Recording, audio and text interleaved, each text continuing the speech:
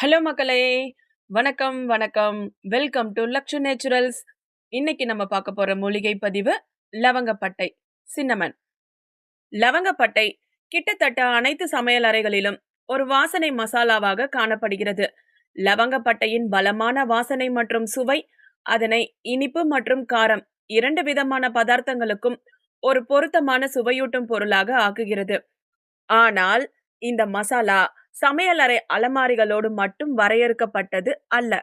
ஆயுர்வேதம் மற்றும் பாரம்பரிய சீன மருத்துவத்தில் லவங்கப்பட்டை அதன் குணமளிக்கும் நன்மைகளுக்காக நீண்ட காலமாக புகழப்படுகிறது.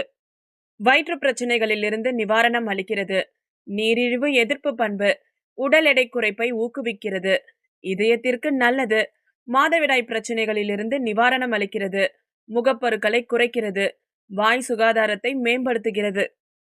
எச்சரிக்கை: லவங்கப்பட்டையை அதிகமாக உட்கொள்வது கல்லீரலுக்கு தீங்கு விளைவிக்கும். எனவே அளவோடு பயன்படுத்துவது நல்லது. பயன்படுத்தும் முறை: சின்னமன் டீ, லவங்கப்பட்டை தேநீர், உணவுகளில் வாசனை பொருளாக, பொடியாக உட்கொள்ளுதல்.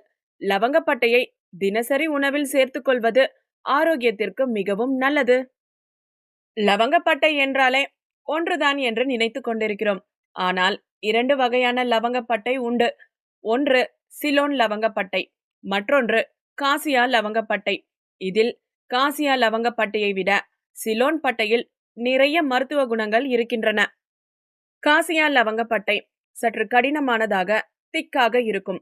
ஆனால் சிலோன் லவங்கப்பட்டை மிகவும் லேசானது, மென்மையானது. இரண்டுக்கும் சுவை மற்றும் அதன் பண்பில் எந்த வேறுபாடும் இல்லை. காசியை விட சிலோன் லவங்கப்பட்டையில் கூடுதலான மருத்துவ பயன்கள் உண்டு. என்னங்க, இந்த வீடியோ பிடிச்சிருக்குன்னு நம்புறோம். வீடியோ பிடிச்சிருந்தா லைக் பண்ணுங்க, காமெண்ட் பண்ணுங்க, ஷேர் பண்ணுங்க.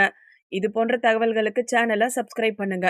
மீண்டும் அடுத்த வாரம் மற்றொரு பதிவை காணலாம். அதுவரை காத்திருங்கள். நன்றி, வணக்கம்.